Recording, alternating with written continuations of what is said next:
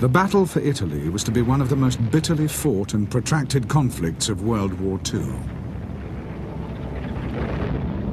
Although Sicily was captured comparatively easily in the summer of 1943, Allied attempts to exploit Italian disarray through landings on the Italian mainland were doomed to frustration and disappointment.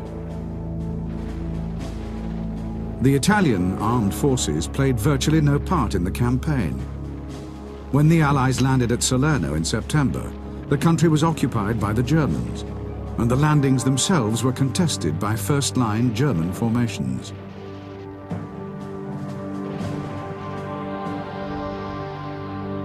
The battle for Salerno was only the first in a series of battles fought between the Allies and the Germans in southern Italy.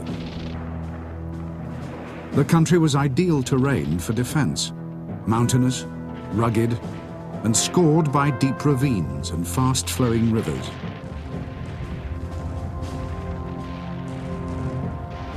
From Naples, the Allies fought their way slowly northward, before being brought to a halt at the Gustav Line, the last German defensive position before Rome.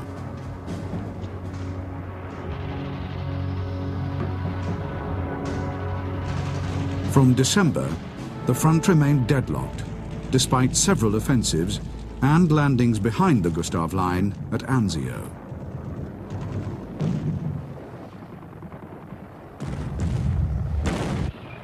The line was finally broken in May 1944 by a major Allied offensive involving 12 divisions. The breach opened the road to Rome and relieved the Anzio bridgehead, which had now been under siege for nearly 4 months.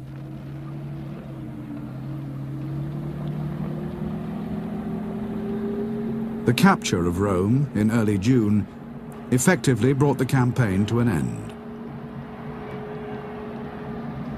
Although the fighting in Italy continued almost to the end of the war, the principal Allied objectives were achieved, with the seizure of the Italian capital and the collapse of the Axis as a military and political alliance.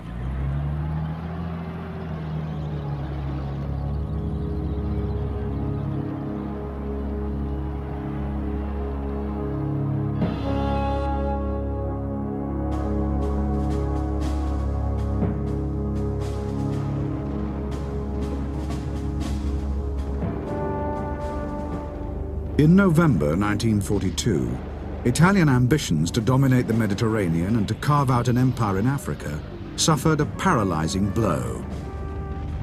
At El Alamein, the British Eighth Army comprehensively defeated a combined German-Italian army, destroying several Italian divisions and sending the remnants in full retreat through Egypt to Libya. In the same month, British and American forces landed in the French North African territories of Morocco and Algeria. The landings were only seriously contested by French naval units defending Oran and Casablanca. When these were defeated, further French resistance soon came to an end.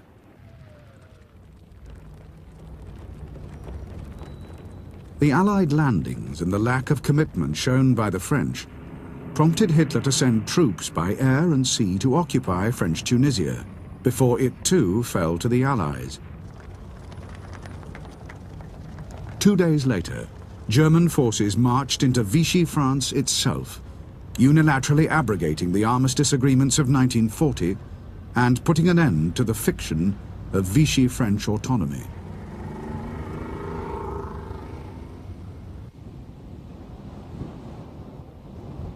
In December, rain and mud brought the fighting in northwest Africa to a halt and allowed the Germans to consolidate their hold over all the principal Tunisian ports and airfields.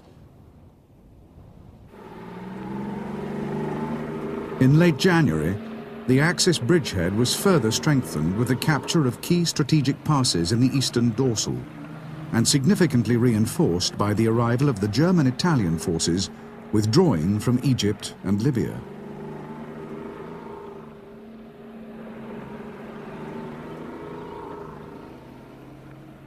In February, these forces combined to launch an attack against the American Second Corps, holding the most southerly sector of the Allied line.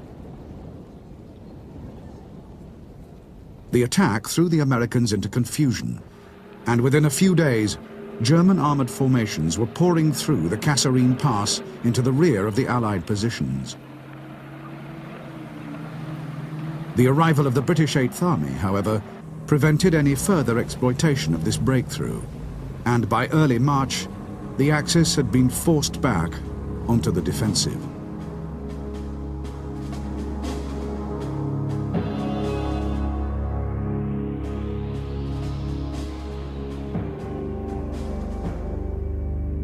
In mid-March, the Axis front line in the west lay along the crest of the eastern dorsal, and in the south, between the Matmata Hills and the coast.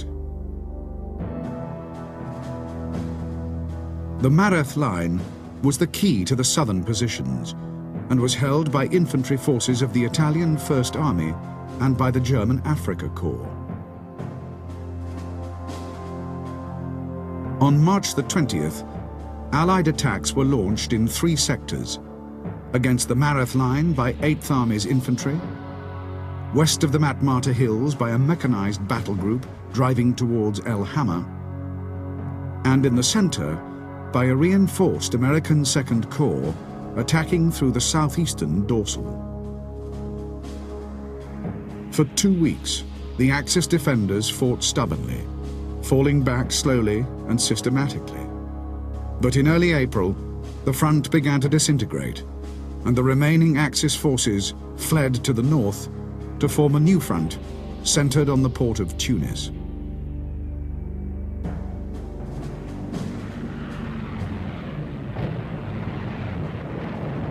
In late April and early May, the Axis bridgehead was hammered remorselessly, slowly buckling and contracting under the pressure.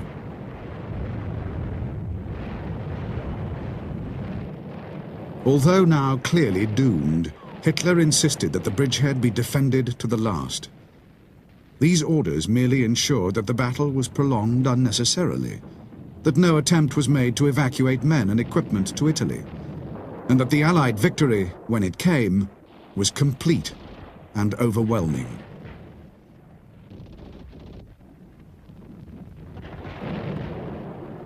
Altogether, 250,000 prisoners were taken in the closing weeks of the campaign. But the damage to Axis power in the region as a whole was more extensive. In attempting to supply and support the bridgehead, the Italian Air Force and Navy had suffered heavily, as had the Luftwaffe, and the cumulative damage, combined with the loss of North Africa, had fundamentally transformed the balance of power in the Mediterranean in favor of the Allies.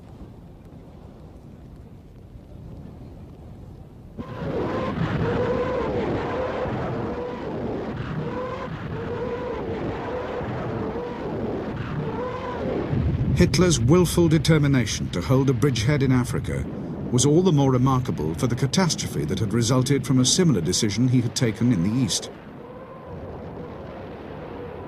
When the powerful German Sixth Army was trapped in Stalingrad in the winter of 1942, he had forbidden a breakout attempt, and instead insisted that the army hold its positions until it could be relieved. From that point, the fate of Sixth Army was sealed. But by committing himself to such a reckless strategy, he placed his entire southern wing in jeopardy, and inadvertently ensured the destruction of the Axis alliance as a military force.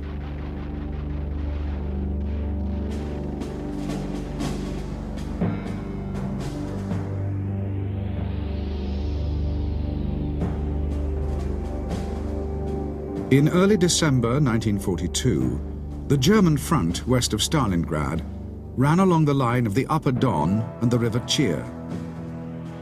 The front was held by 2 army groups. Army Group B in the northern sector consisted of the German Second Army, the Hungarian Second Army, and the Italian Eighth Army. Army Group Don in the south consisted of the 4th Panzer Army, supported by remnants of the 4th Romanian Army and 6th Army trapped in Stalingrad.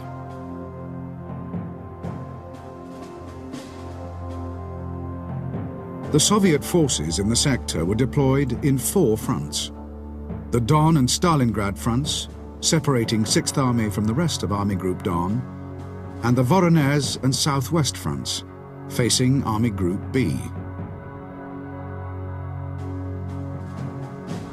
In December and January, while 6th Army was slowly strangled in Stalingrad, the Soviet forces in the northern sector attacked across the Upper Don, demolishing in turn the Italian 8th Army and the Hungarian 2nd Army. These operations tore huge gaps in the front line and threatened a massive encirclement of the remaining Axis forces in the south. By the end of the month, these forces had fallen back to the Donets, abandoning 6th Army, together with all the territory won in the previous year.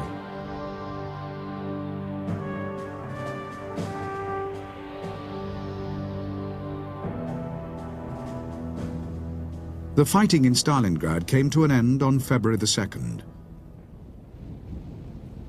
Of the 320,000 German soldiers cut off in the encirclement, only a little over 100,000 remained to be taken prisoner. Most of the rest had been killed or had died slowly of frostbite and starvation. The loss of 6th Army in its entirety was a disaster for Germany, but the damage inflicted on the Axis was irreparable.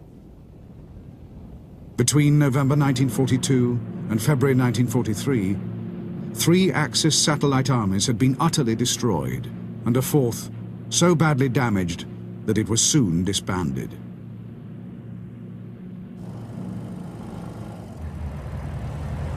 In March, before the spring thaws brought the fighting to a close, the Germans reorganized their command system in southern Russia, creating Army Group South out of the remnants of Army Groups A and Don, and dismantling Army Group B. In the same month, they recaptured Kharkov, which had fallen to the Russians in February.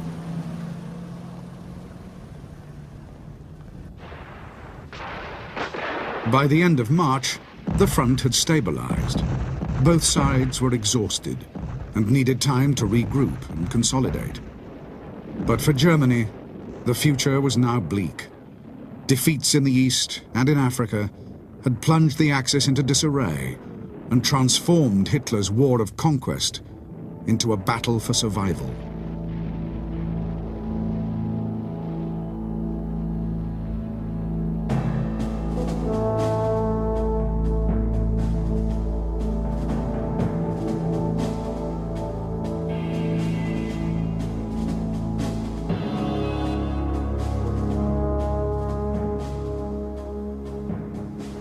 The Anti-Comintern Pact, signed by Japan and Germany in 1936, and later by Italy, formed the basis for the military alliance later known as the Axis.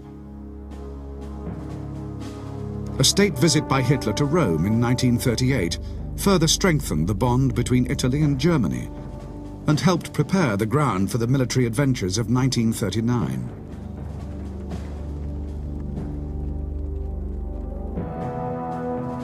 In 1940, after the fall of France, the Axis was joined by Hungary and Romania, and in the following year by Bulgaria.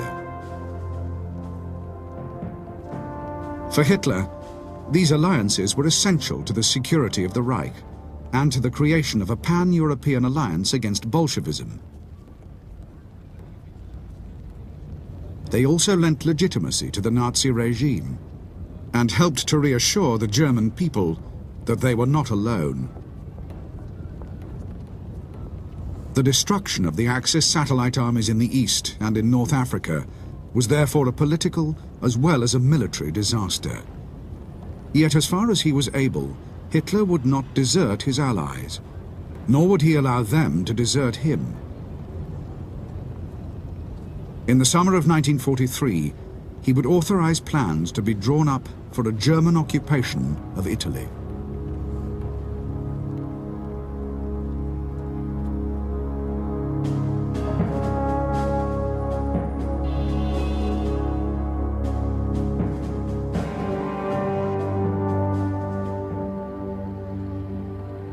In August 1941, Mussolini dispatched 3 Italian divisions to fight alongside those of Germany, Hungary and Romania in the Soviet Union.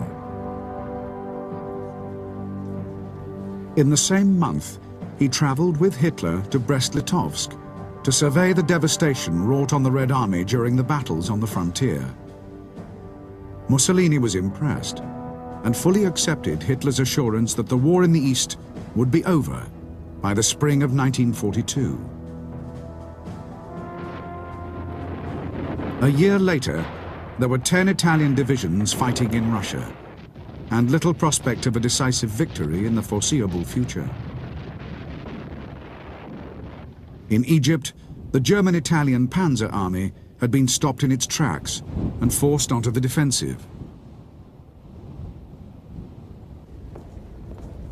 By now, Mussolini's fortunes and those of Italy herself were entirely dependent on those of Germany. The disasters that befell the Axis between November 1942 and May 1943 were therefore felt most heavily by Italy. All 10 Italian divisions in the east were destroyed, and a further 14 were lost in North Africa. Italian patience was wearing thin. In the summer, Mussolini would be deposed in a vain attempt to extricate Italy from the war.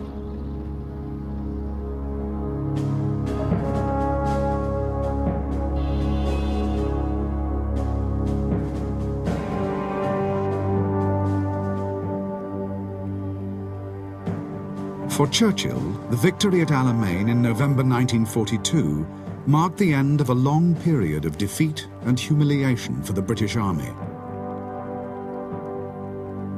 Victory also restored his own political fortunes, which had fallen to their lowest ebb with the loss of Tobruk earlier that year, and the subsequent retreat of the Eighth Army through Egypt to the Alamein positions. With the final defeat of the Axis in Tunisia, Churchill's priority now was to consolidate and extend Allied power in the Mediterranean. His was the driving force behind British proposals for landings in Sicily and Italy. Behind this strategy lay concerns about long-term Soviet plans for Eastern and Central Europe.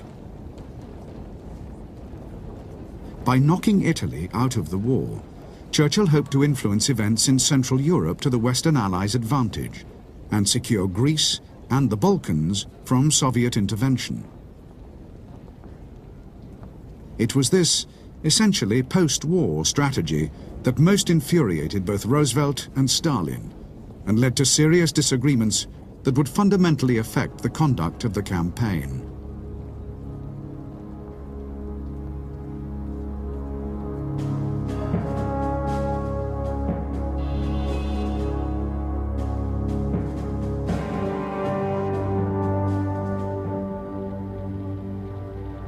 The series of setbacks suffered by the Americans in North Africa, culminating in the rough handling of the American Second Corps in central Tunisia, was a sobering experience for American planners and for Roosevelt.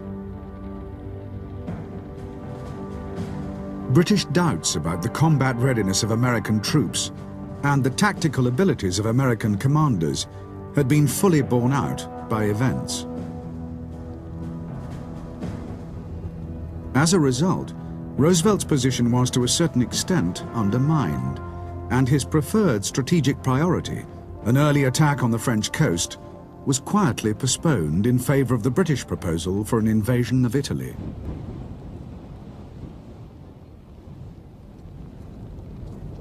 Neither Roosevelt, however, nor his senior military advisors were entirely happy with this outcome, and as the campaign progressed, they would gradually withdraw their support, insisting on the transfer of men and equipment to Britain in preparation for the projected invasion of France.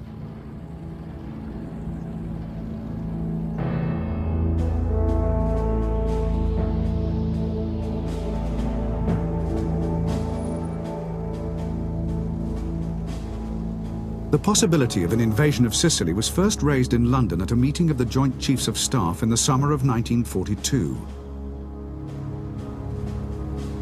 At the Casablanca Conference early in the following year, the proposal was adopted as official Allied strategy, subject to one important qualification, namely that the campaign would not interfere with the preparations in Britain for a cross-channel attack on the French coast, scheduled for early in 1944.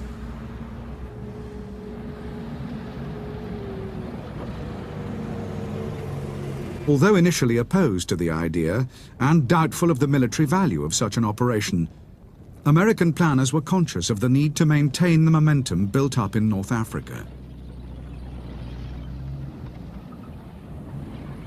The clearance of Tunisia was taking longer than expected, and when it was finally completed, there would be huge forces available for a summer campaign. In addition, most of the principal North African ports had been brought up to full operating capacity, and all the necessary infrastructure established to maintain and service 16 full divisions in the field.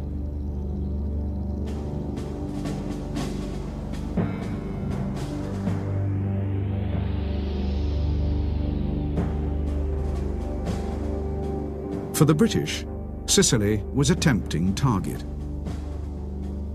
Situated in the center of the Mediterranean, the island was only a little more than 100 miles from the major Allied North African ports of Tunis and Bizerta.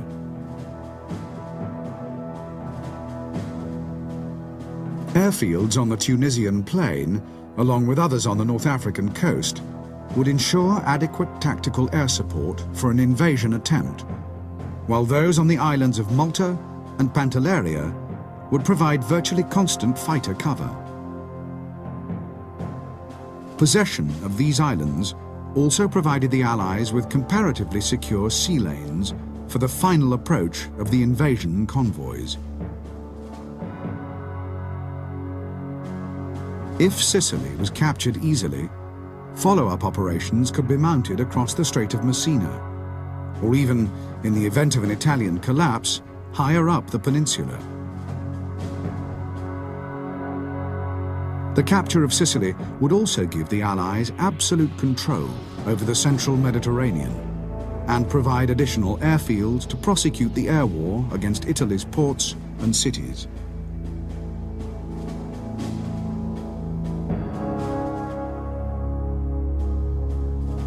The assault landings were to take place in two sectors: south of Syracuse on the east coast by the British 8th Army, and between Licata and Scoliti on the south coast by the American 7th Army.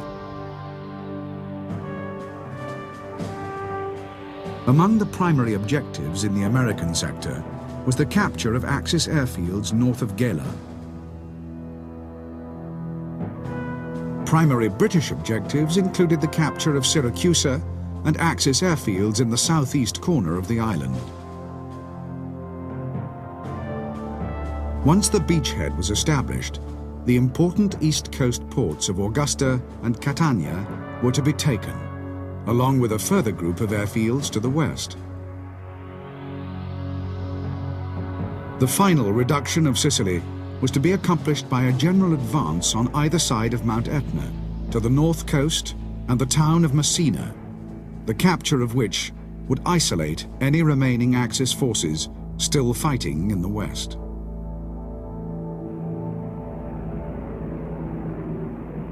During the spring of 1943, while these plans were being refined and the invasion force assembled and trained, Allied air power was employed against targets in Italy and Sicily.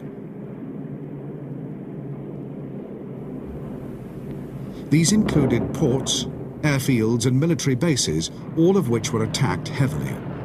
Coastal shipping was harassed, and fighter and reconnaissance sweeps over southern Italy were incessant.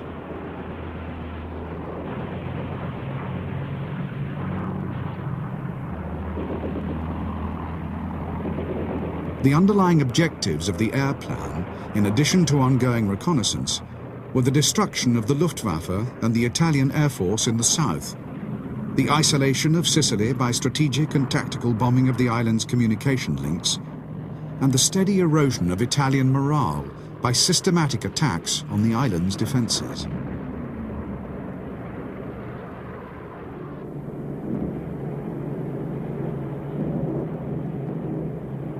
Heavy bomber raids on industrial targets and major population centres on the Italian mainland were intended to disperse the concentration of effort and generally undermine Italy's already wavering commitment to the Axis.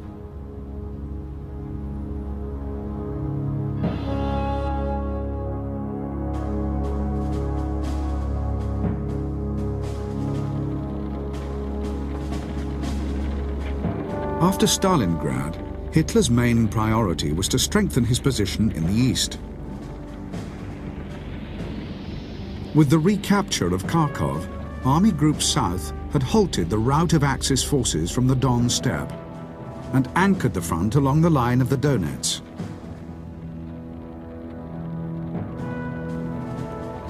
North of Kharkov, however, the front line curved dangerously around a huge bulge created in February when Soviet forces overran the Axis satellite armies on the upper Don.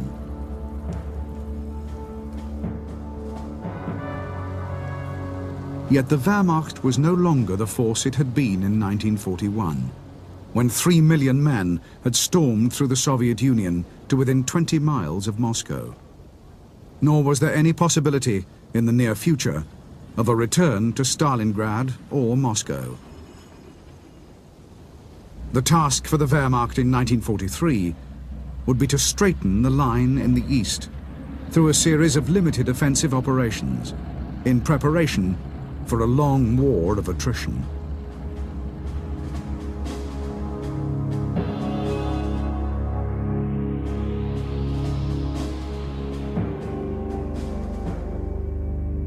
The bulge in the front line stretched from just south of Orel to Belgorod and was being continuously fortified by the Russians in expectation of an attack. Hitler's plan was to mount concentric offensives from the north and south towards the city of Kursk in the center of the salient. The attack in the north would be spearheaded by the 9th Army, heavily reinforced from Army Group Center's reserve. The attack in the south would be led by the 4th Panzer Army, supported by the 8th Army, both part of Army Group South. The objective of the campaign was to pinch out the salient and isolate the Soviet forces west of Kursk. This would, it was hoped, deal a damaging blow to the Red Army, and by straightening the line, enable the Wehrmacht to go over to the defensive, releasing men and formations for service in the West.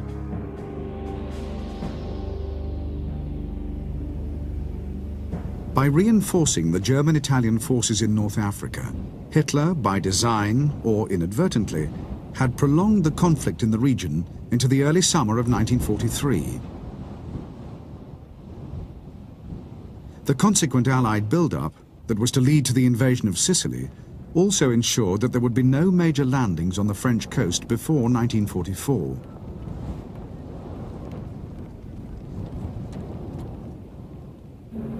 With France safe from attack for another year, Hitler could devote most of his dwindling resources in the West to the defense of southern Europe. But he had no clear idea of where the Allies would land.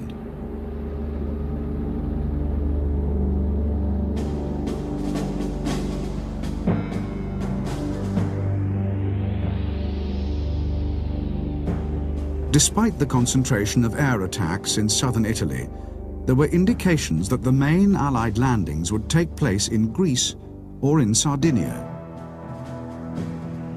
Greece was garrisoned by an Italian army of occupation, recently reinforced by the 1st Panzer Division, transferred from France.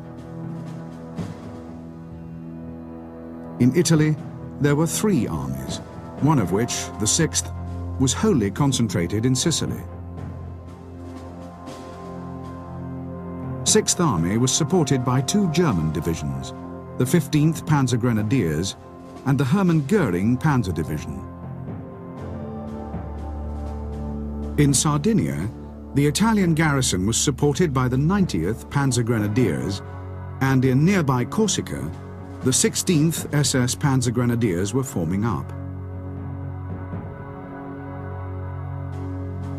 In northern Italy, Hitler established German Army Group B, with a further 3 German divisions to coordinate all German forces in Italy. This command would eventually become the German 10th Army.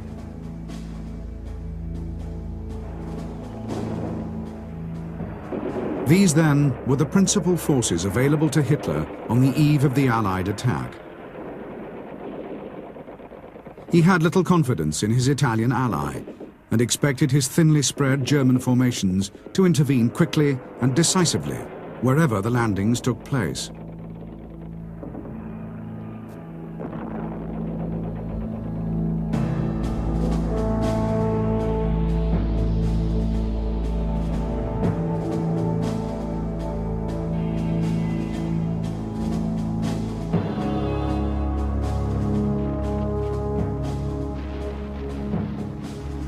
Like most British generals, Harold Alexander first saw action with the British Expeditionary Force in France. As commander of the 1st Division, he was charged with organizing the retreat and evacuation of the force from the Dunkirk beaches. Alexander's rearguards held the line during the final days of the evacuation and were amongst the last British troops to leave the beach. In 1942, after service in England and then in Burma, he was appointed Commander-in-Chief, Middle East. In this capacity, Alexander had overall responsibility for General Montgomery's offensive at El Alamein and shared a lot of the credit for the victory. In February 1943, Alexander was appointed Commander-in-Chief of the 15th Army Group in Tunisia. Alexander's conduct of the Tunisian campaign was exemplary, and his tact and impartiality were decisive in settling inter-Allied disputes.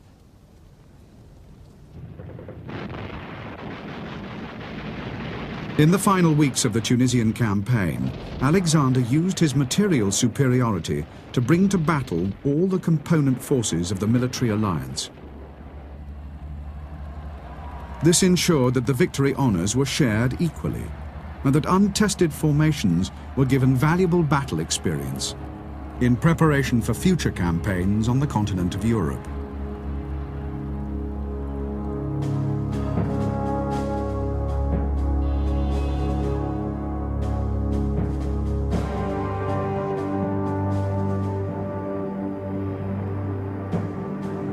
After a brilliant career in the German army during the interwar years, Albert Kesselring transferred to the Luftwaffe, rising to become the service's most powerful and important officer after Hermann Göring, Hitler's appointed deputy and the Luftwaffe's commander-in-chief.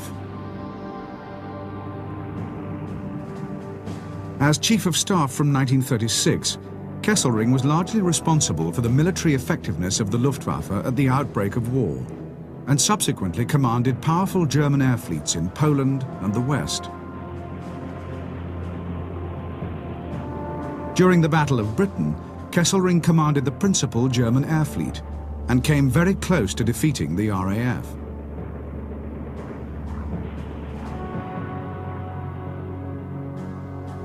In 1942, Kesselring was promoted to Field Marshal and appointed Commander-in-Chief South, with overall responsibility for all German operations in the Mediterranean and North Africa. Kesselring's unique understanding of both air and ground forces enabled him to coordinate their use properly, achieving results sometimes quite out of proportion to his limited resources.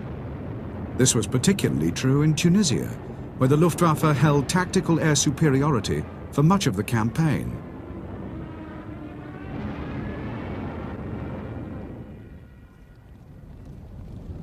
Kesselring's inner confidence and professionalism, combined with a razor-sharp mind, made him a truly formidable opponent.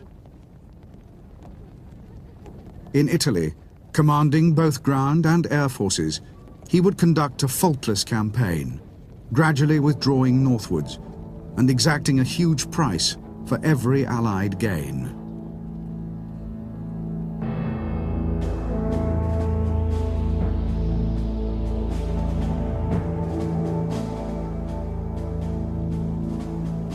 By the early summer of 1943, there were more than 500,000 Allied servicemen in the Mediterranean theatre. This huge force included divisions from 7 nations. Most of these were British or American and had taken part in the battle for Tunisia, but the force also included divisions from French North Africa, New Zealand and India. And 2 fresh Canadian divisions were in the process of assembling and training for the Italian campaign.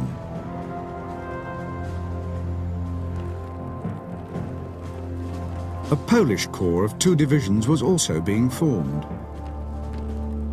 Most of its recruits had suffered imprisonment in the Soviet Union following the defeat and division of Poland in 1939. But after Germany's attack on Russia in June 1941, the survivors had been released from captivity and assembled in southern Russia under the command of the veteran Polish general Władysław Anders. From there, they had made their way south across the Russian frontier, first to Persia and then to Iraq. There they were supplied and trained by the British in preparation for the Italian campaign. Training programs for all the Allied forces were generally much more thorough and focused than they had been in the past. In particular, amphibious operations were rehearsed extensively. Many of the setbacks suffered by the Allies in French North Africa had been due to inadequate preparation and poor training. Boat handling and assault landings in Morocco and Algeria had been dangerously flawed. More than 50% of the assault boats had been lost on the first day, and only the quick capitulation of the French defenders had prevented a catastrophe. By comparison, the naval forces had performed superbly, and naval gunfire in support of ground forces had been much more effective in North Africa than Allied planners had expected.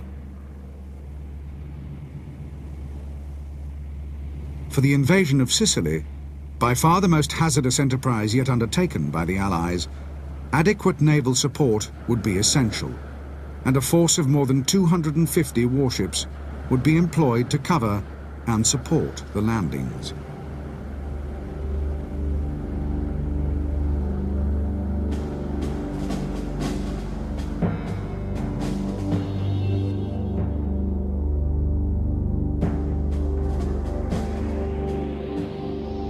The American M4 battle tank entered production in 1942 and utilized many of the proven features of its predecessor, the M3, such as the chassis, hull, engine and transmission system.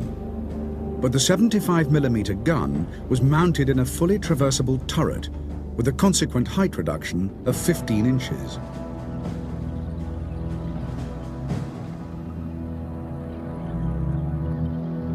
With greater armor protection, a reduced profile, and a more effective gun mounting, the M4 was the first Allied tank to approach German standards, and quickly became the main battle tank in service with both the British and American armies.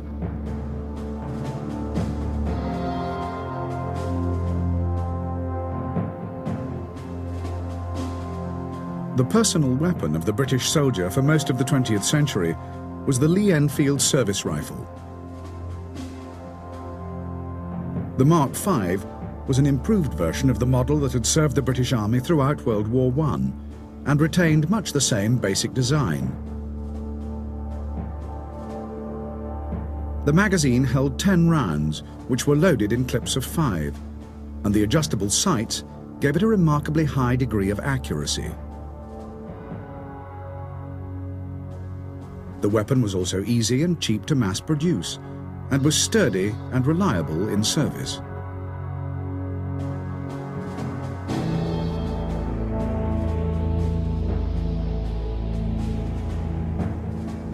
The classic and probably the best submachine gun at the outbreak of war was the Thompson M1928. A simplified version, however, the M1, was quickly designed for wartime production. The M1 retained the principal advantages of its predecessor, while dispensing with some of its more expensive refinements. Although still a comparatively costly weapon, the M1 was produced in huge numbers to service an almost insatiable demand by America's allies for an effective and reliable light automatic weapon.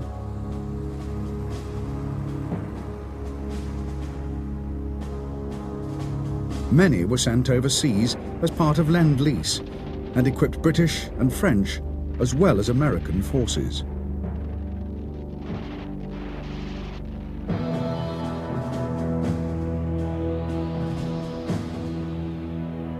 The best light machine gun of World War II was based on a Czech design of the early 1930s and entered service with the British Army in 1938 as the Bren gun.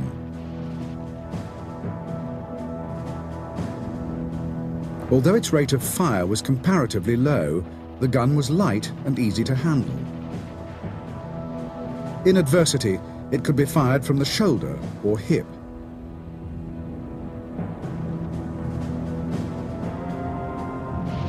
The versatility of the weapon, combined with its accuracy and reliability, made it ideal for infantry fire support at platoon and section level, and equipped most British Commonwealth and Dominion forces throughout the war.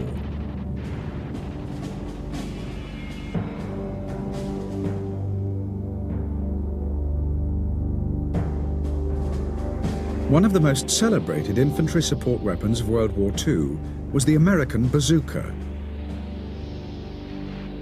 Officially known as the M1 rocket launcher, the weapon was operated by a two-man team and fired a fin-stabilized projectile with a shaped charge warhead.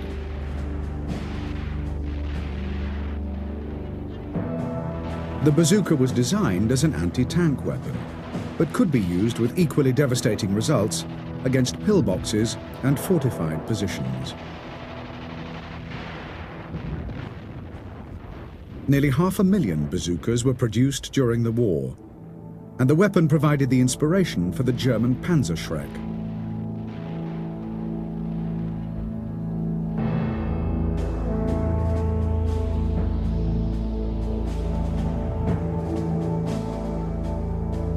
Victory in North Africa had given a valuable boost to Allied morale. For the British, the Battle of Alamein had marked a turning point, and the advance west through Egypt and Libya had restored the British soldiers' sense of confidence and pride.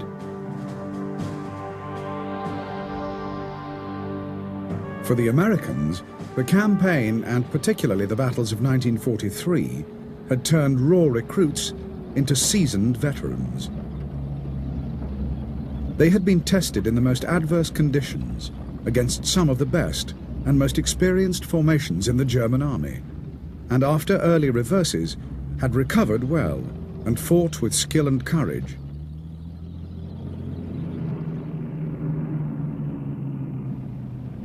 The Allied forces in North Africa were also well supplied and superbly equipped. Their tanks, although slightly inferior to the best German machines, were vastly more numerous, and their infantry weapons were amongst the best in the world. Material superiority in all arms, thorough training programs, and extensive logistical support gave the Allied soldiers of all the various nations a level of morale second to none, enabling the fighting men to approach the coming battle with complete confidence in ultimate victory.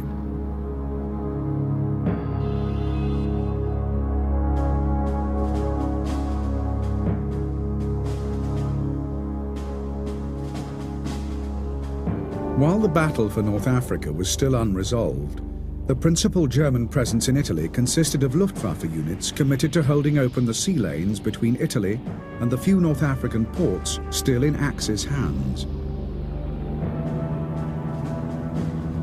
These included air defense formations as well as fighter and bomber groups, and most were concentrated in Sicily or southern Italy.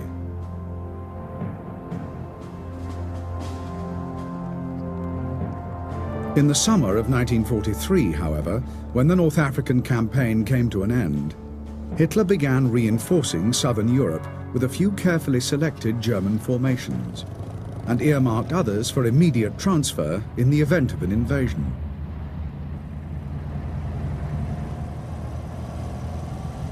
These forces included Panzer and Panzer Grenadier divisions and parachute units. The Panzer divisions were amongst the best available and were equipped with a mixture of medium and heavy battle tanks.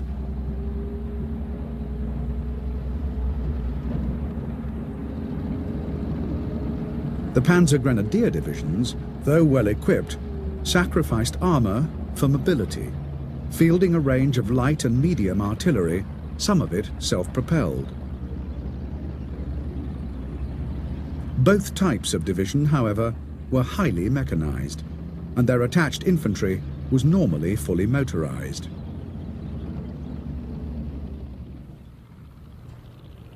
The parachute units, on the other hand, were equipped only with light weapons, but their training was of the highest quality, and their combat experience was particularly suited to an Italian campaign. Like all airborne forces, German parachute troops were selected for their fitness and aggression. Their training program was more intense than most other soldiers, and more was expected of them.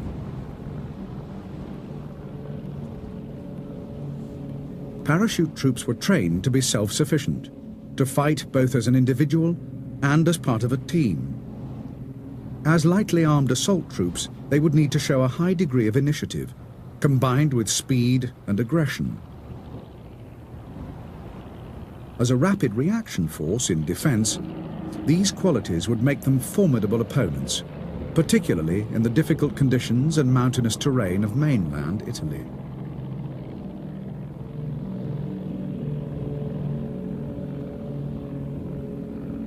They had seen service in virtually all theatres, including Norway and the Low Countries, where they had demonstrated the new art of airborne warfare to an astonished world. In Crete, they had defeated a far superior British force by virtue of their aggression and skill, though suffering heavy casualties in the process. They had also served in North Africa and the Eastern Front, mainly in a defensive role.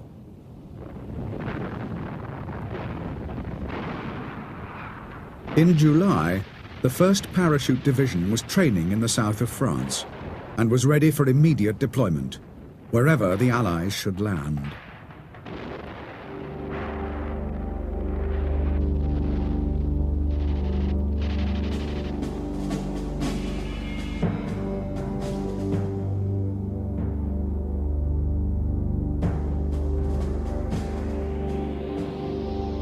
Self-propelled guns for infantry support were an integral part of German pre-war military planning, and the Stug series of assault guns utilized the chassis, suspension system and drivetrain of the Mark III battle tank.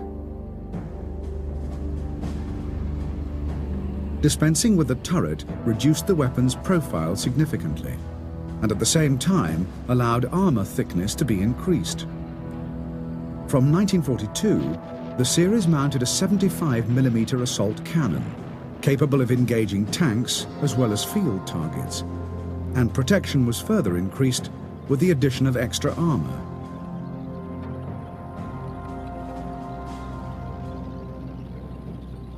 Assault guns were originally intended for service in artillery regiments, but as the production of tanks was gradually overtaken by these weapons, increasingly numbers were delivered to Panzer and Panzer Grenadier divisions.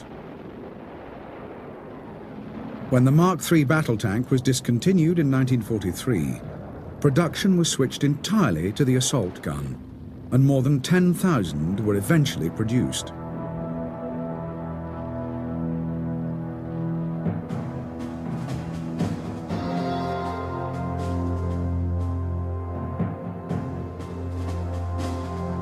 The obsolete Czech-built 38T tank formed the basis for a number of highly successful self-propelled anti-tank guns. These were designed to utilize the tank's chassis and drivetrain, while massively outgunning it by replacing the turret with an open mantlet. This allowed the longer recoil of a larger weapon and gave the gunner increased visibility, although at the expense of protection. From 1942, they fulfilled an important role as auxiliary tank destroyers attached to mobile forces, and were best employed in defense or in ambush.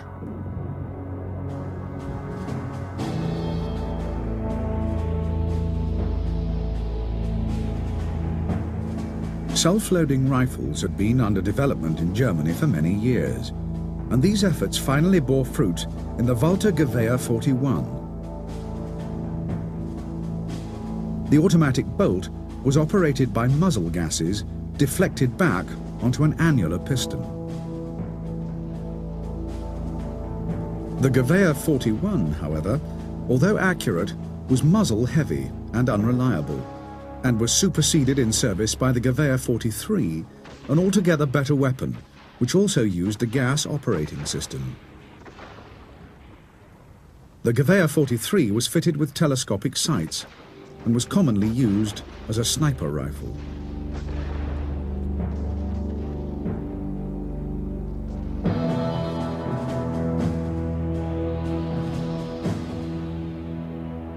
The MG-34 was the first true general-purpose machine gun. It was light enough to be carried into battle and was belt-fed, allowing a prolonged and heavy rate of fire.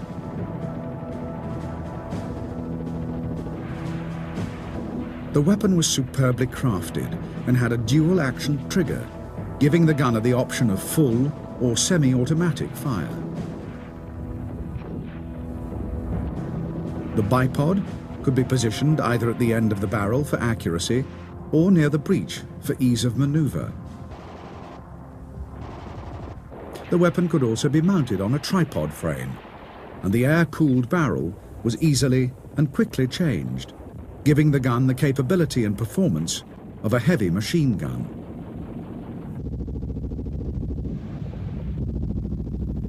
Production of the MG-34 continued right up until the end of the war, and the gun also equipped all marks of German tanks.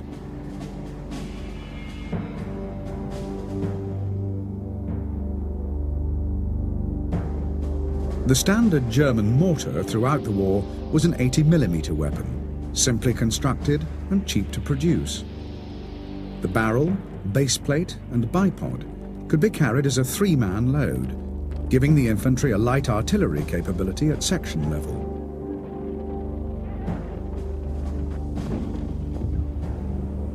The weapon had a well-deserved reputation for accuracy, and in the hands of an experienced mortar team, could be employed to devastating effect in both an offensive and defensive role. Mortars caused more casualties amongst British and American troops than any other enemy weapon.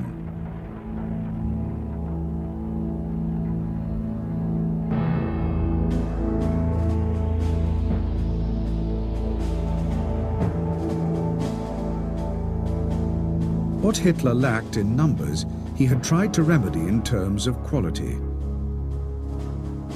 Of the two German divisions in Sicily, the Hermann Göring division was deployed in the target sector and would be thrown into action on the first day. It was well equipped and carried the twin designations of a panzer and parachute formation. The division's personnel, although drawn mainly from the ranks of the Luftwaffe, were of the highest caliber and regarded themselves as elite troops. Morale within the ranks was high, as it was generally throughout the Wehrmacht's mechanized panzer and parachute divisions, and all of these shared an unwavering commitment to victory.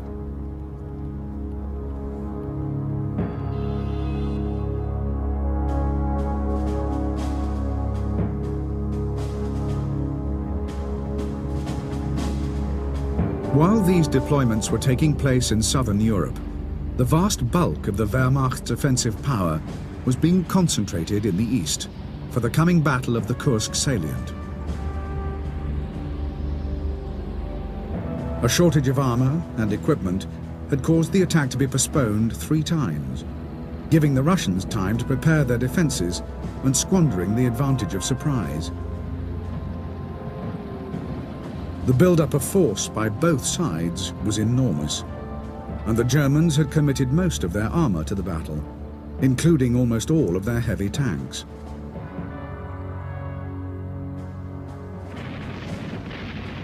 The battle opened early on July the 5th with a preemptive bombardment by the Russians.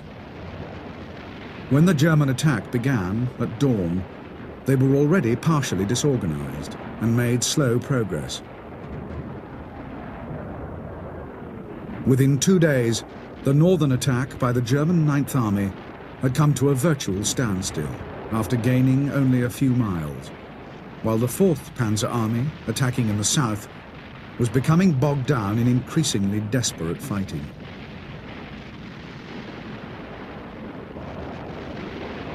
As the Allies completed their final preparations for the invasion of Sicily, the Germans were facing the prospect of yet another failure in the east.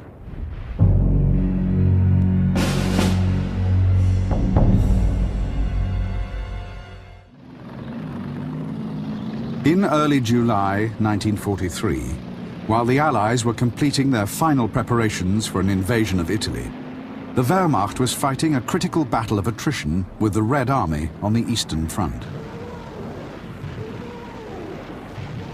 The Battle of Kursk was intended to severely damage the Red Army, establish a strong defensive position for the Wehrmacht, and enable forces to be withdrawn from Russia to buttress the defenses of southern Europe.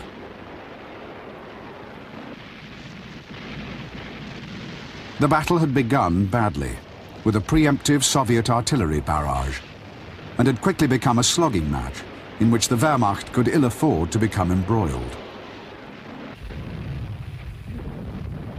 Although German tactics and weapons were superior to those of the Red Army, the Red Army's seemingly inexhaustible reserves of manpower and material gave it greater endurance. Until the Battle of Kursk was resolved, there could be no major German redeployment from east to west.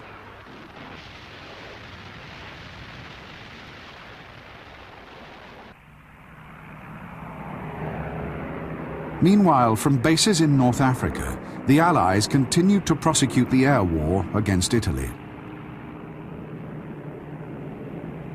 Italian morale had already been gravely undermined by the loss of North Africa and the destruction of the Italian 8th Army on the Eastern Front.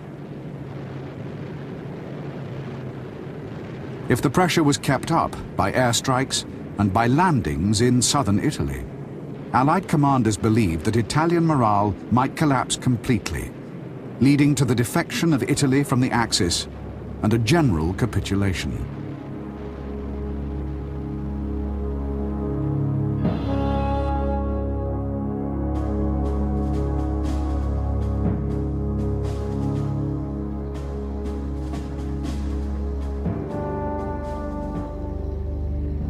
In the first week of July, the Allied invasion convoys began assembling in the ports and harbours along the North African coast. In addition to more than 250 warships, the invasion fleet would consist of a further 2,000 vessels. Mainly, these were merchant ships carrying supplies and equipment, landing ships carrying troops, tanks and vehicles, or assault craft of a variety of types.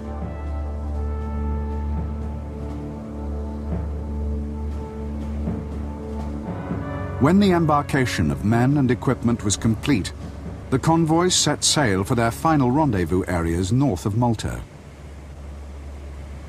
In the assault wave were 8 divisions, nearly 200,000 men.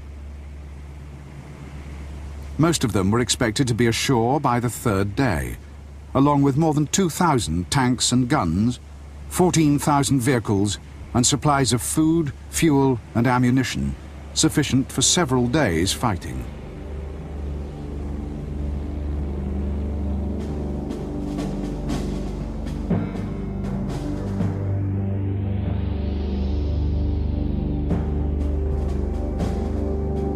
The invasion and conquest of Sicily was to be carried out by two Allied armies, both part of General Alexander's 15th Army Group. The American 7th Army was commanded by General George Patton, who had previously commanded the American 2nd Corps in Tunisia. For the assault landings on the south coast, 7th Army had 3 infantry divisions, with a further armoured division in reserve.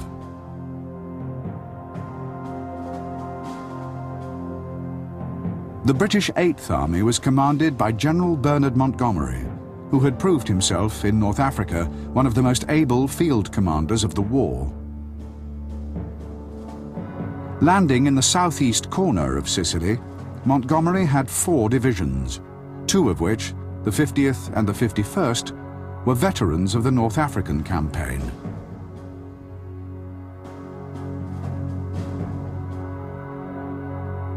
The invasion fleet was deployed in 2 task forces. The Western Task Force was commanded by Vice Admiral Kent Hewitt of the United States Navy, and would be responsible for landing and supporting 7th Army's troops.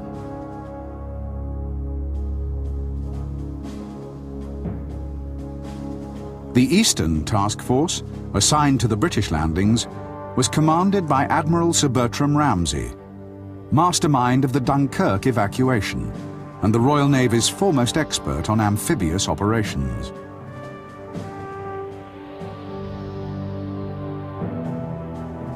Air support would be coordinated by Air Chief Marshal Sir Arthur Tedder as Commander-in-Chief of the combined Mediterranean Allied Air Forces.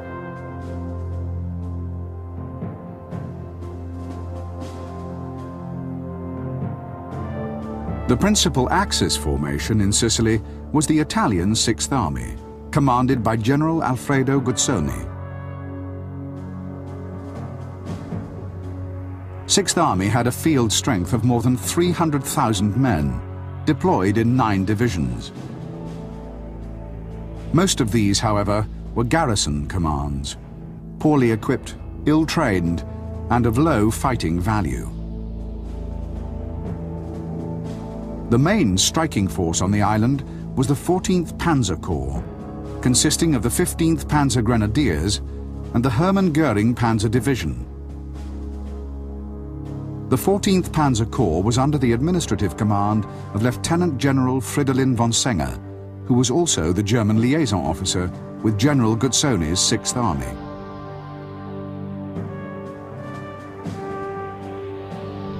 During the battle for Sicily, the 14th Panzer Corps would be reinforced by elements of a further 2 German divisions and placed under the temporary command of General Hans Huber, a veteran of the Eastern Front.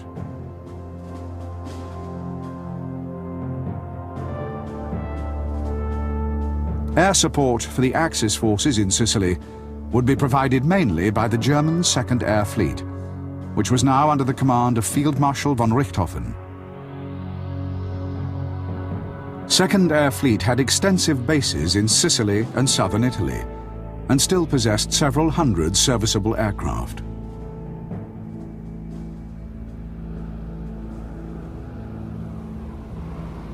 On July the 9th, the wind rose unexpectedly, and the normally placid waters of the central Mediterranean grew high and rough.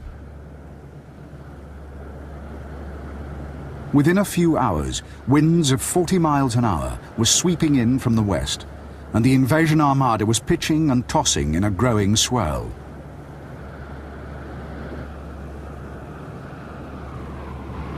Although the British landings on the east coast would be sheltered from the worst effects of the weather, the American landings, if conditions persisted, would have a dangerous combination of crosswinds and high waves.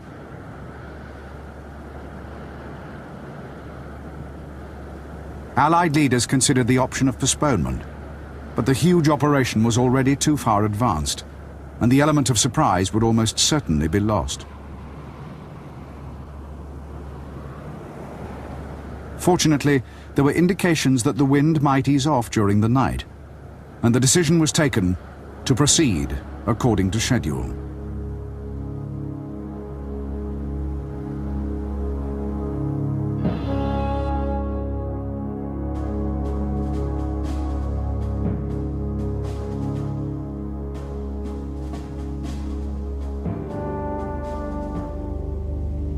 When the Allied invasion fleet approached the Sicilian coast in the early hours of July the 10th, the high winds which had bedeviled its passage from Malta had diminished to no more than a strong breeze.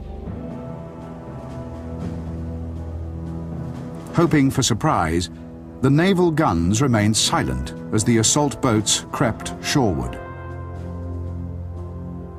Then, while still dark, they erupted in fury, pulverizing the coast in response to distant enemy artillery and machine gun fire.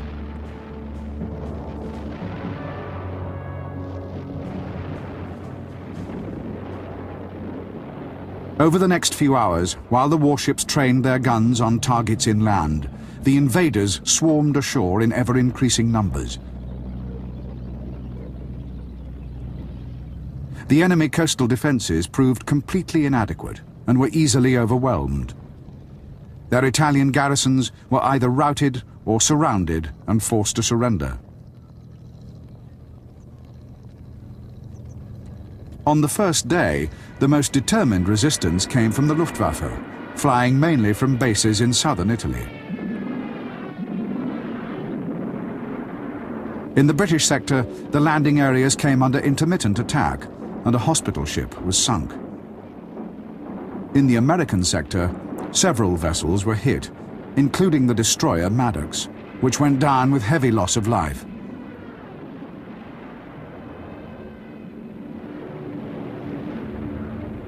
These attacks persisted throughout the first 2 days of the landings, before Allied air superiority over the beaches could be properly established.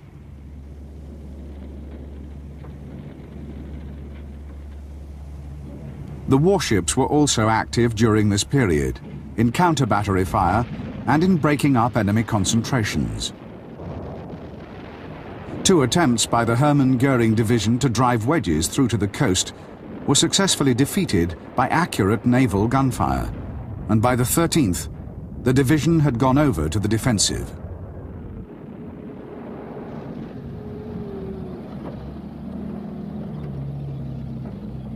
For the Allies, the initial stages of the campaign were marked everywhere by astonishing successes. All the landing beaches had been quickly secured, at the cost of only a few hundred casualties, and during the first 2 days, they had put ashore 80,000 men, 10,000 vehicles, and 1,000 guns.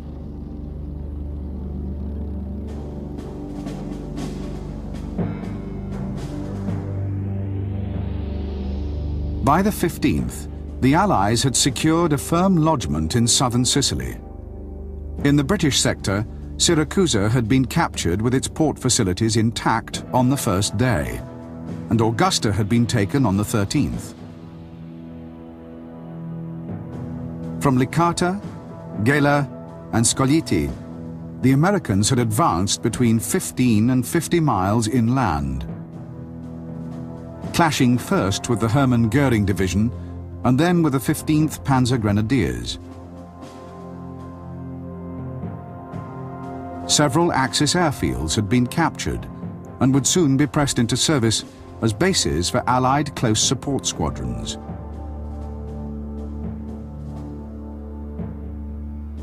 West of Catania, the Germans had established strong defensive positions on either side of Mount Etna. These were held by an improvised battle group, supported by elements of the 1st Parachute Division, which had begun arriving on the 13th.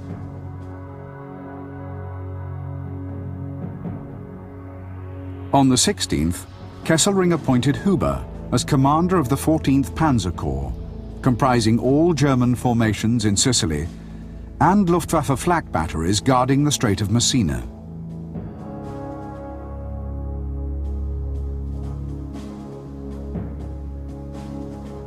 On the same day, he ordered Huber to begin a withdrawal to eastern Sicily and establish a defensive line anchored on the Etna Massif and running from Catania through Troina to San Fratello. On the 18th, these forces were further strengthened by the arrival of the 29th Panzer Grenadiers from Italy. West of Troina, the Axis front line was now held only by weak infantry formations of the Italian 6th Army, and on July the 19th, the Americans launched a major offensive towards the north coast and the town of Palermo. Within 4 days, all resistance had collapsed, and the whole of western Sicily had fallen into Allied hands.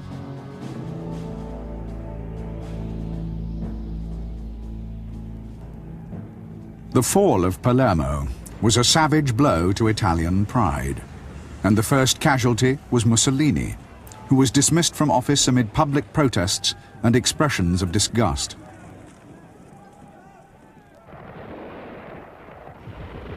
In Sicily, however, the Allies were making only slow progress. The Etna Massif and the rugged country around Troina provided the Germans with ideal defensive terrain, effectively cancelling out the Allies' huge numerical and material superiority.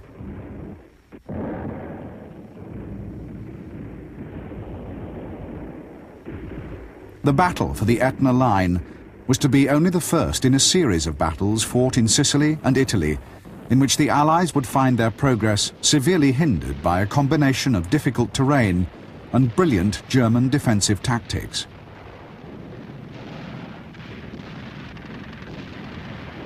The Etna line held throughout the first week of August, and when it was eventually breached, the advancing Allies found that the German defenders had merely withdrawn to new positions further east.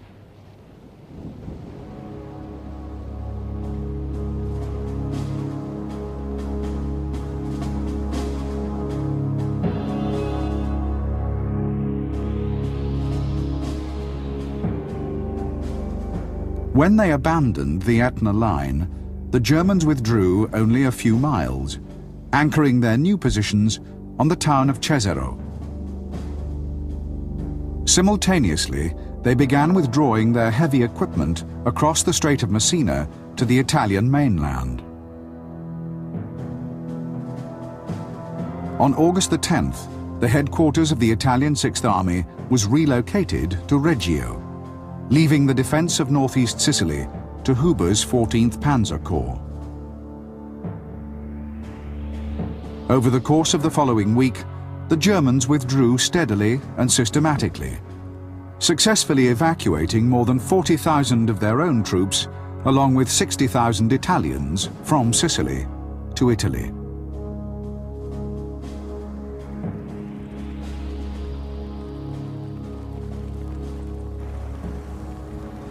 The conquest of Sicily netted the Allies nearly 150,000 Italian prisoners, but very few Germans. The campaign in many respects had been a resounding success, in others a disappointment.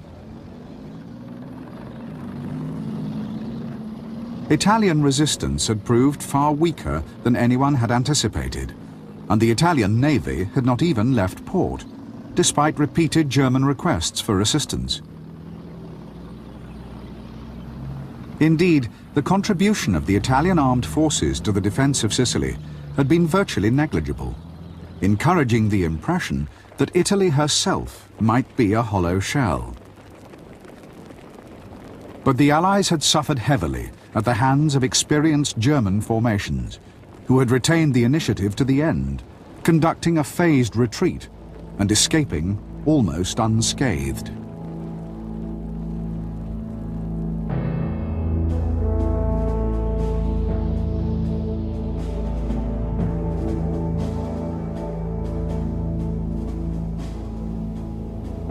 In the last phase of the Sicilian campaign, the Allies had agreed to follow up the capture of the island with landings on the Italian mainland. The first of these was to be mounted by elements of General Montgomery's Eighth Army across the narrow Strait of Messina. The landings on September the 3rd were uncontested. The Germans had prudently withdrawn the previous night, and the Italian coastal garrisons surrendered without firing a shot. As the British Eighth Army advanced northwards along the toe of Italy, the American Fifth Army, newly activated under General Mark Clark, was sailing for the Gulf of Salerno, 200 miles further up the coast.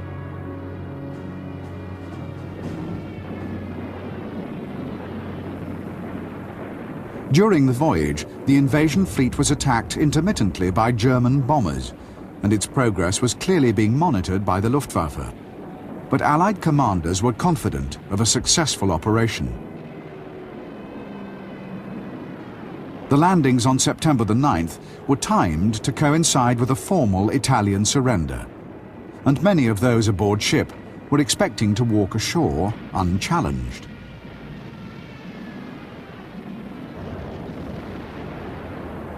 Their confidence was soon to be rudely shaken. When the first assault craft hit the beaches, the invaders suddenly found themselves under heavy fire. In the preceding weeks, Field Marshal Kesselring had deployed elements of 8 German divisions in southern Italy and had moved quickly, seizing control of the country and disarming the Italian army.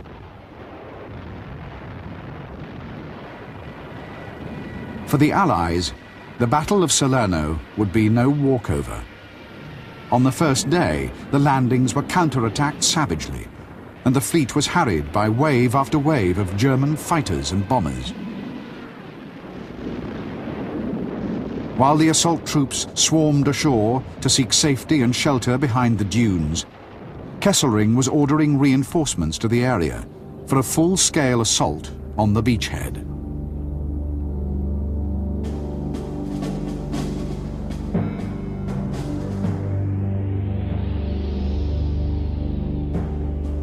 On September the 8th, 1943, the German 10th Army in southern Italy consisted of 8 divisions.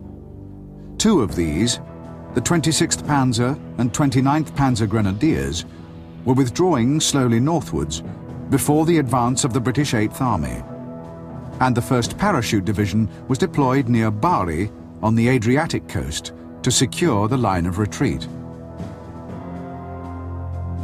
The 2nd Parachute Division and the 3rd Panzer Grenadiers were in Rome, ready to seize power in the event of an Italian defection. The Hermann Göring Panzer Division and the 15th Panzer Grenadiers were refitting near Naples, leaving only the 16th Panzer Division at Salerno to face the American Fifth Army's attack.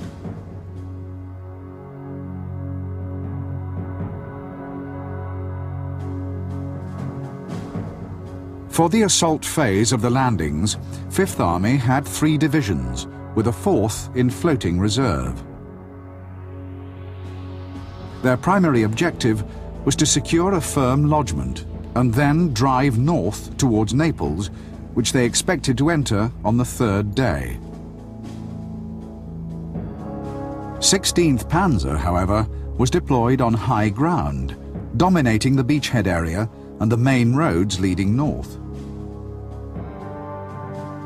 On the first day, the Allies achieved only a shallow beachhead, far short of their objectives. 16th Panzer, meanwhile, deployed its artillery in the hills overlooking the beachhead and sent units to fortify the mountain passes north of Salerno. During the first 3 days, the division's main striking force was employed in counter-attacking British penetrations towards Montecorvino airfield and the important road junction at Battipaglia.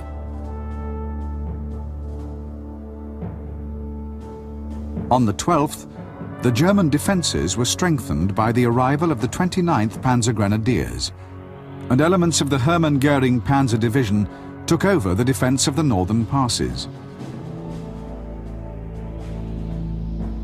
On the same day, the Germans recaptured Battipaglia, which had now changed hands 4 times in as many days.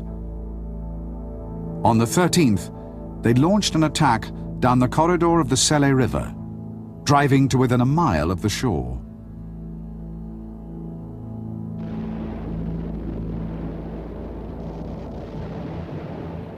The main weight of the attack fell on the Americans, who were thrown into confusion and very nearly routed. Indeed, so serious was the situation in the American sector that plans were secretly drawn up for an emergency evacuation.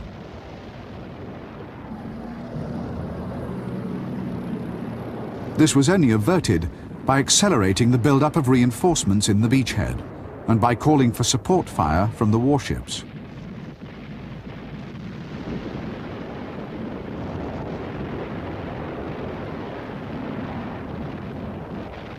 During these engagements, the fleet remained under almost incessant attack from the air.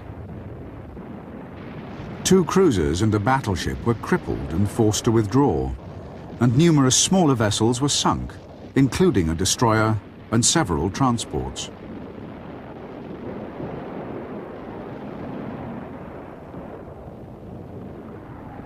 On the following day, the Germans attacked again, but the line held, thanks to coordinated action by Allied ground and naval forces and strong support from the air.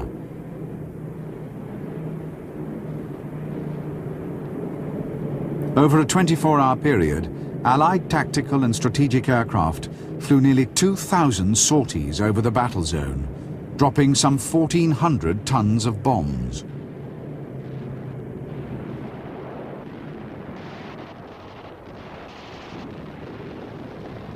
By the 15th, the crisis had largely passed.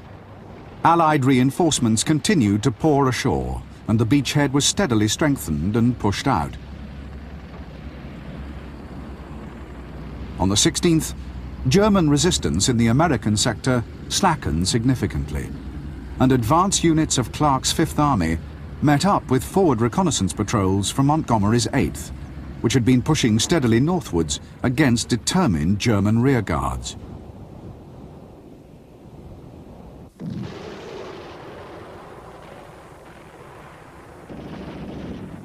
North and west of Salerno, the British component of Fifth Army still faced strong resistance and occasional counterattacks, but it soon became obvious that these were mainly rearguard actions, and that the Germans were in the process of a phased withdrawal to the north.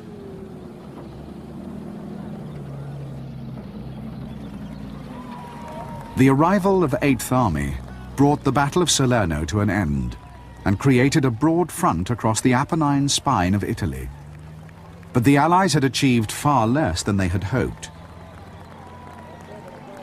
The landings had failed to exploit the opportunity provided by Italy's capitulation, and those in the Gulf of Salerno had almost met with disaster. In addition to the damage wrought on the invasion fleet, the Allies had suffered twice as many casualties as their outnumbered opponents. Indeed, Salerno had been a much tougher test for the Allies than the invasion of Sicily, and signalled German determination to hold on to Italy for as long as possible.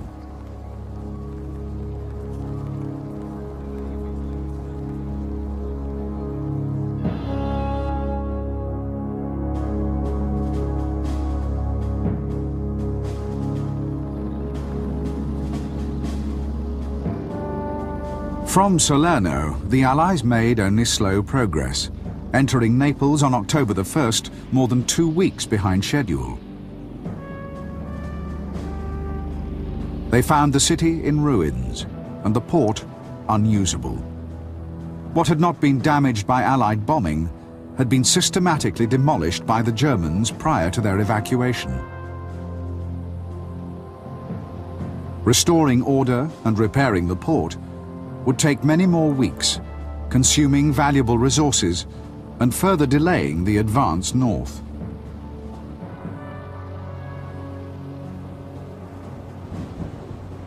Between Naples and Rome, the Germans had reconnoitred several lines of defense. Clark's Fifth Army reached the first of those on the Volturno River on October the 8th. The line was held by 3 German divisions, but was only partially prepared, and was not intended as a main line of defense.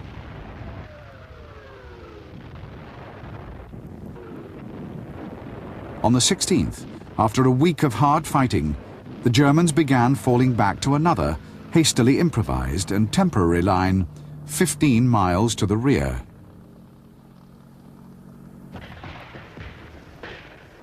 On the Adriatic coast, the British 8th Army was also meeting stiff resistance.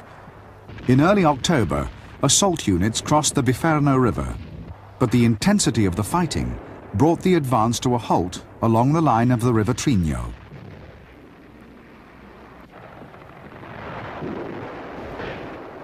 During November, the Germans continued to pull back in stages, trading ground for time and inflicting heavy casualties on the pursuing Allies. The various dislocations and delays to the Allied timetable were now being felt by the troops on the ground.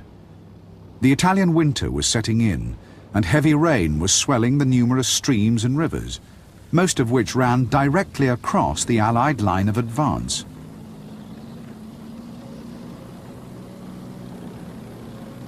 Minor roads were often either flooded or churned to mud by the passage of so many tanks and heavy vehicles. Congestion of the few remaining major routes badly affected the movement of supplies and reinforcements. Closer to the front, the roads and main approaches were sown with mines and were often covered by enemy artillery. For the infantry, the weather brought misery, and the frustration of fighting in difficult and mountainous terrain against a skillfully retreating enemy drained morale.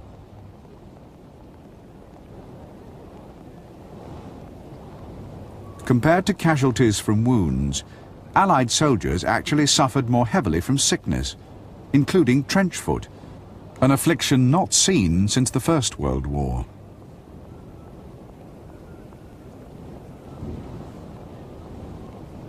Italy was a campaign in which infantry and artillery played an inordinately important role. The terrain and conditions were simply unsuitable for tanks, and they were used only occasionally, mainly in a support role. Offensives were carried by mass gunfire and by infantry, attacking over rough ground or through rubble-filled streets.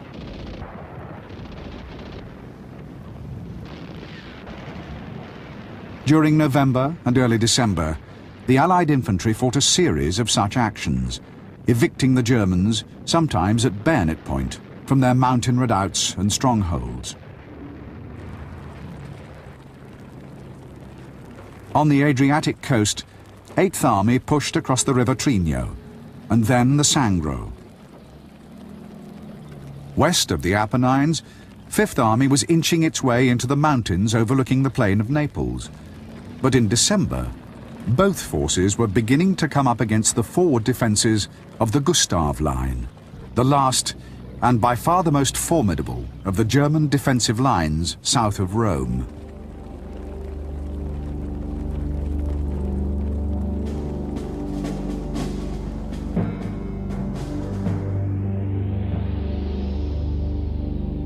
The Gustav Line ran from Ortona on the Adriatic coast, along high ground dominating the valley of the River Sangro, and then through the Apennine Mountains to Minturno, at the mouth of the Garigliano.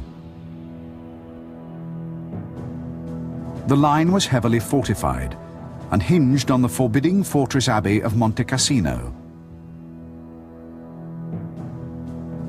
The abbey commanded the entrance to the Liri Valley, the only major route through the mountains to Rome. The northern end of the Gustav Line was held by the 76th Panzer Corps, which consisted of 4 divisions. The southern end, including Monte Cassino, was held by the 14th Panzer Corps, which also consisted of 4 divisions. But it was in this sector that Kesselring expected the main Allied offensive to be launched. Here, he concentrated the bulk of his reserves, a further 4 divisions, to prevent any Allied breakthrough into the Liri Valley.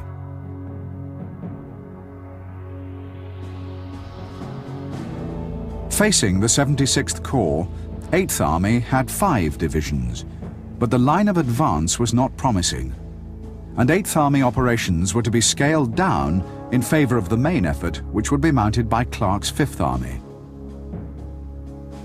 For the assault on the Gustav Line, Clark deployed 2 British divisions, 3 American divisions, and 2 French divisions. He also secured the transfer of 2 divisions from 8th Army to his own. The 5th Division was slotted into the line on the left of the 56th, and the 2nd New Zealand was placed with the 45th Division in tactical reserve.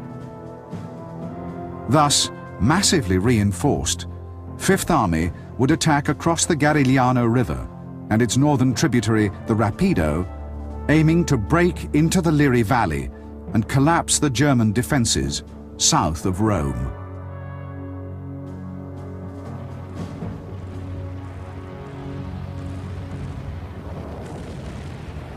The offensive was launched on January the 17th, but despite some small gains in the coastal sector by the British 5th and 56th Divisions, the main attack across the Rapido by the American 36th Division met much stiffer resistance.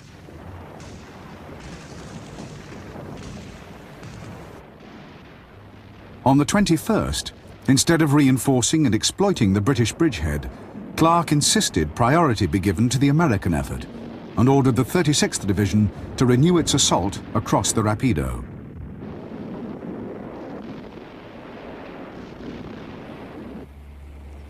While the Americans pressed their offensive against the Gustav Line, a force of 2 divisions, 1 British and 1 American, was embarking for the town of Anzio, 60 miles further up the coast, and only 30 miles from Rome. The landings at Anzio were intended to cut the lines of communication to the Gustav Line and prevent the Germans from conducting an orderly retreat.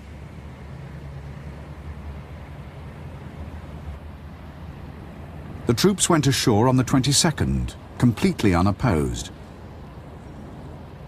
German reserves had been called south to combat 5th Army's offensive, and there were virtually no German units for miles.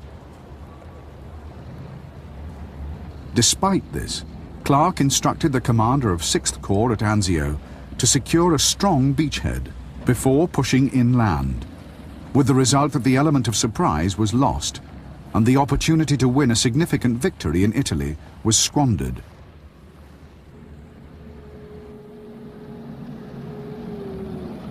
While 6th Corps consolidated its position and built up its supplies in the Anzio beachhead, Kesselring was ordering reserves to the area.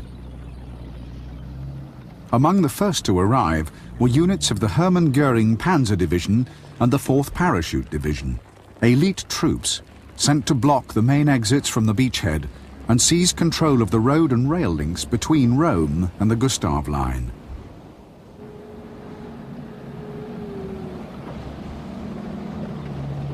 Within a few days, these would be joined by a further 6 divisions, some of them brought from as far away as France and Yugoslavia. Clark, meanwhile, had achieved little with his main offensive against the Gustav Line. In the first 2 days of the battle, the American 36th Division had lost nearly 2,000 men in repeated attempts to force a crossing of the lower Rapido.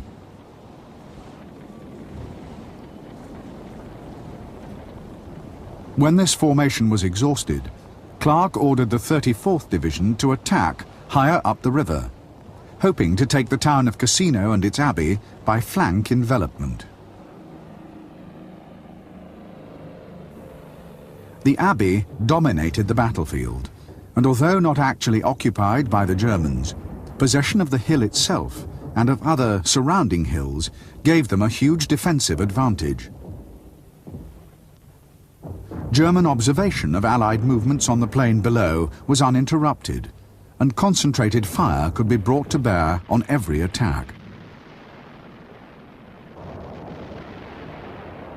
Once again, the American attack ran into a hail of fire, but by sheer perseverance, they carved out a bridgehead on the far side of the Rapido and began pushing forward into the hills. The first battle of Cassino was to last until February the 10th. The Americans, supported on their right flank by the French, made several important gains. The bridgehead was consolidated, and several key hills were taken, although at the cost of a further 4,000 casualties.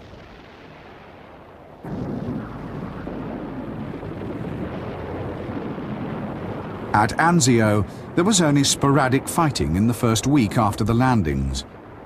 Kesselring still lacked sufficient strength for a decisive counterstroke, and was wary of wasting what he had in small-scale, unprofitable engagements.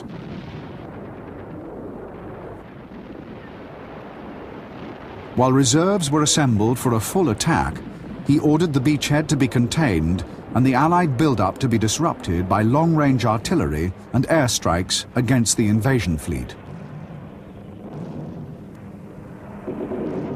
These were murderously effective. Despite considerable losses in aircraft, the Luftwaffe inflicted immense damage, sinking or seriously damaging several warships and numerous transports.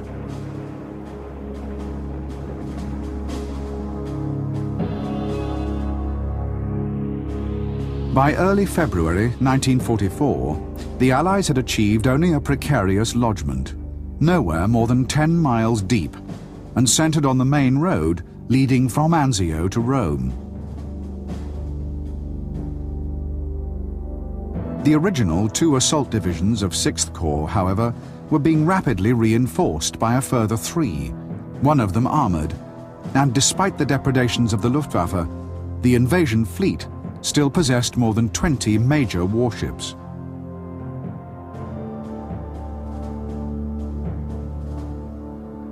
Kesselring, by this time, had 4 divisions deployed in a defensive cordon, and 4 more assembling for an attack. On February the 7th, these were launched against a vulnerable salient created by the Allied thrust northwards. After heavy fighting, the Allies were driven back, but pausing briefly to reorganize, the Germans attacked again, driving straight down the road towards Anzio.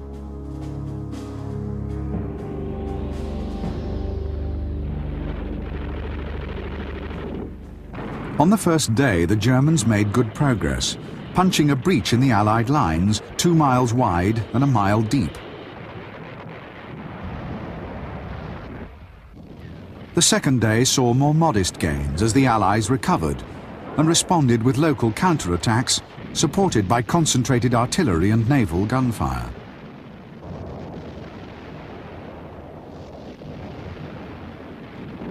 The Germans pressed their offensive for a third day, but every fresh thrust was met by a deluge of shellfire and by determined fighting from the infantry.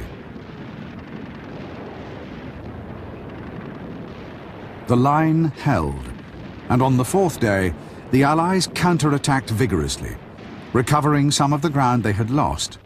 But both sides were now exhausted, and both, in different ways, had suffered defeat.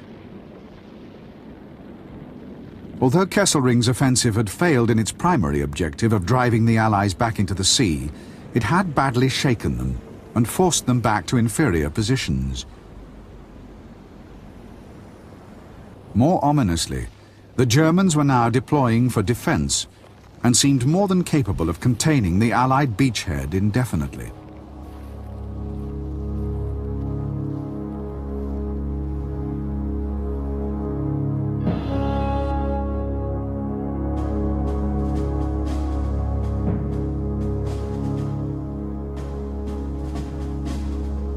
With the failure of the 6th Corps to make progress at Anzio, it was clear that the Gustav Line would have to be taken by frontal assault.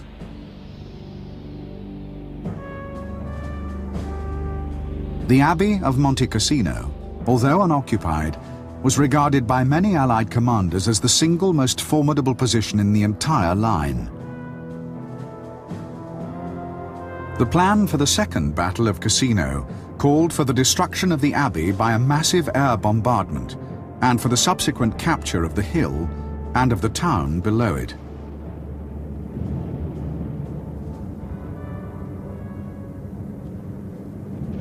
The destruction of the abbey, however, proved to be a military blunder of the first magnitude. The operation had been hastily mounted, and no attempt had been made to coordinate the airstrike with the ground offensive. Predictably, the ruins were quickly occupied by the Germans, providing them with an almost unassailable position. When the attack on the abbey was finally launched, 2 days later, by the 4th Indian Division, it was repulsed with heavy casualties.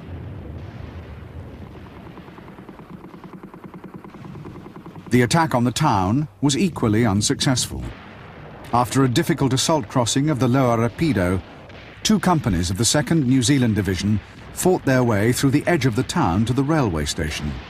But there, they were soon counterattacked by German panzer grenadiers.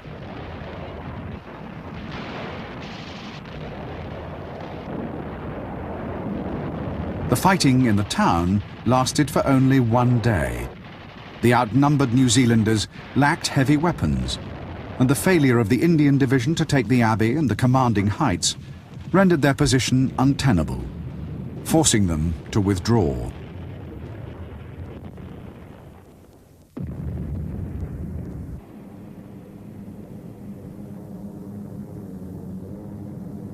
Although the Second Battle of Cassino had been a costly failure, plans and preparations were already being made for a third. Once again, this was preceded by a massive airstrike, this time obliterating what remained of the town.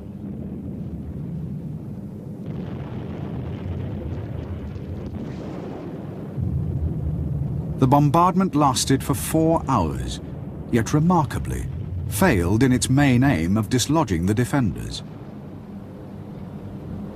Indeed, the rubble-strewn streets proved virtually impassable to tanks, and provided the German parachutists, who had taken over the defense of the town, with an even stronger redoubt.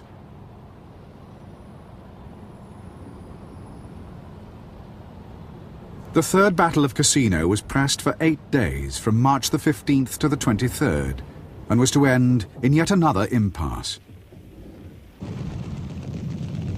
In one of the most savage engagements of World War II, the infantry of the 2nd New Zealand Division and units of the German 1st Parachute Division duelled at close quarters, contesting every mound and crater. Although many of their comrades had been killed and almost all their heavy weapons destroyed in the bombardment, the parachutists rallied brilliantly, fending off with mortars, machine guns and rifles every attempt by the New Zealanders to clear them out of the town.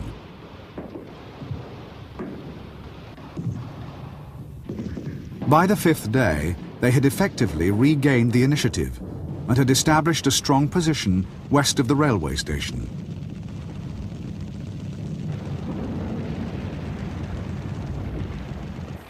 Mounting casualties, exhaustion, and growing frustration eventually brought the battle to a halt. But the fighting among the ruins was to continue sporadically for weeks, as both sides attempted to consolidate or expand their positions.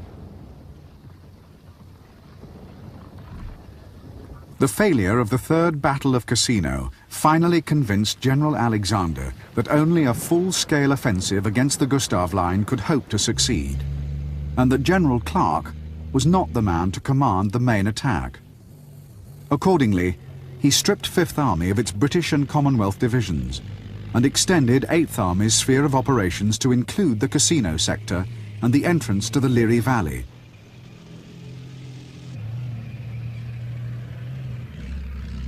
The attack would be launched on a broad front, spearheaded by 9 divisions of Eighth Army, and supported on the left by 4 French and 2 American divisions. Clark still retained operational responsibility for the 6th Corps at Anzio, which was reinforced by a further American division. 6th Corps was ordered to break out to the north when the main offensive was underway and cut off the German line of retreat. This was essentially the task for which 6th Corps had originally been put ashore 4 months earlier.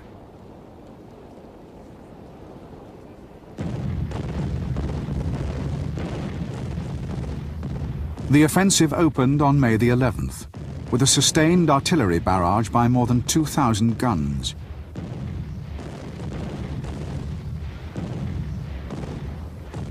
While 4 British divisions attacked across the Rapido into the Liri Valley, a Polish corps of 2 divisions attacked the Monte Cassino stronghold.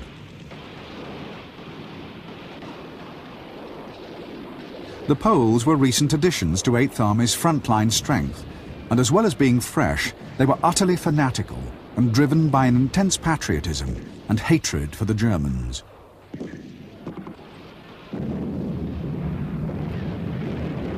The Poles launched 2 offensives. The first made steady progress initially, but petered out in the face of bitter German resistance and fierce counterattacks.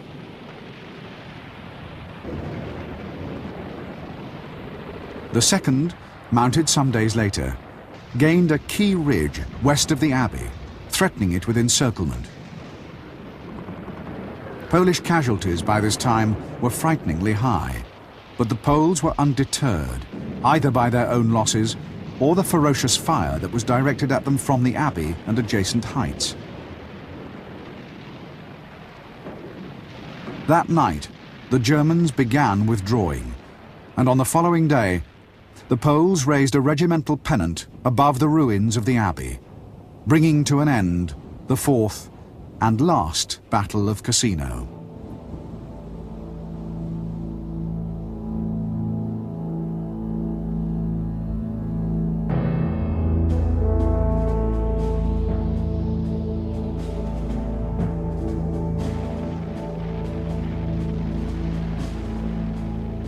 While the Polish corps was fighting at Cassino, the British in the Liri Valley and the Americans on the extreme left wing were making only slow progress. The British attack, although strongly supported by artillery, faced the same problems that had defeated the Americans in January, in particular, very heavy and accurate defensive fire.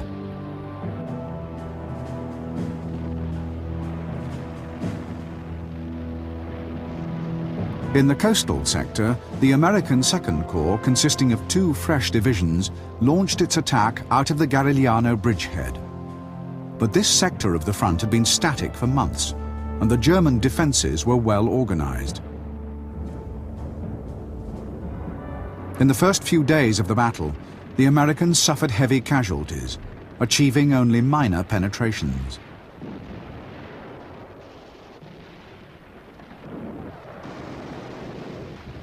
In the mountains to the north, however, the French were making remarkable gains. On May the 13th, they had broken through surprisingly weak German defences and were soon rapidly pressing forward through terrain previously considered by the Germans to be virtually impassable.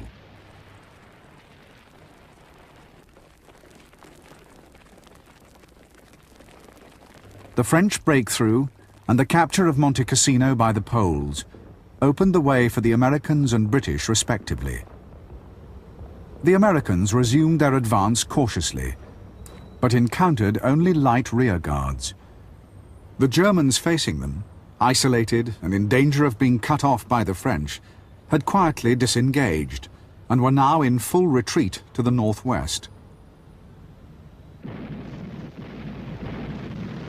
In the Liri Valley, the defence was more resolute, but the Gustav Line was no longer tenable, and the Germans everywhere were conducting a fighting retreat. By May the 22nd, the Gustav Line had crumbled completely, and a further fallback position had been breached. On the following day, 6th Corps launched its long-awaited breakout from Anzio. The German line of containment had been thinned out to provide troops for the Gustav Line, and there were no tactical reserves. Moreover, the blow fell on the weakest sector of the front. In 2 days of remorseless fighting, the Americans opened a huge breach in the defences, capturing Cisterna on the 25th, and linking up with units of the American Second Corps advancing along the coast.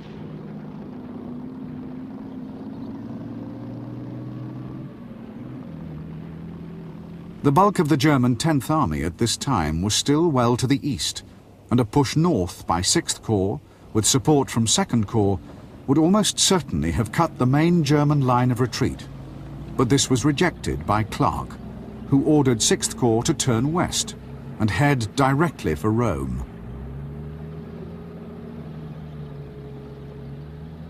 The maneuver took almost a day to complete, and when 6th Corps resumed its offensive, it soon ran into difficulties.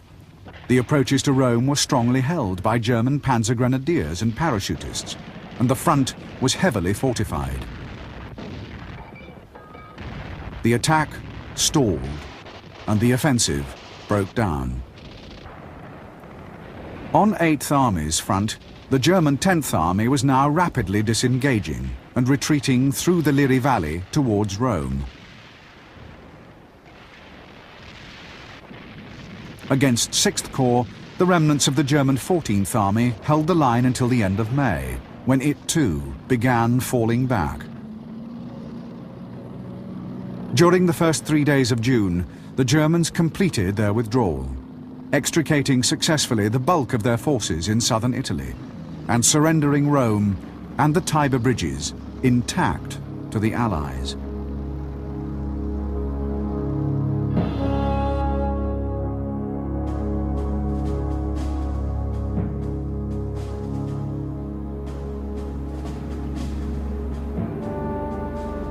The first American units reached the Italian capital on June the 4th.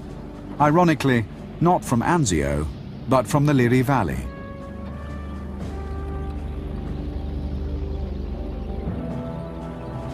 Yet the capture of Rome, although a great prize, had been marred by the failure of the Allies to coordinate their efforts and inflict a crushing defeat on the German forces in southern Italy.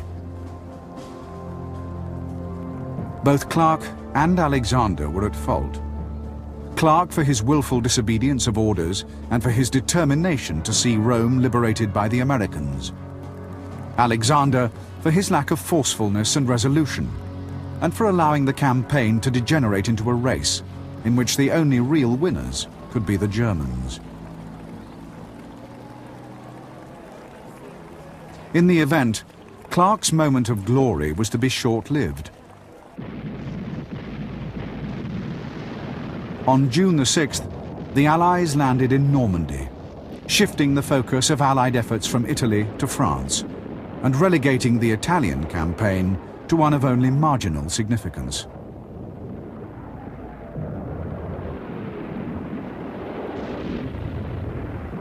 In Italy, the fighting was to continue for a further year.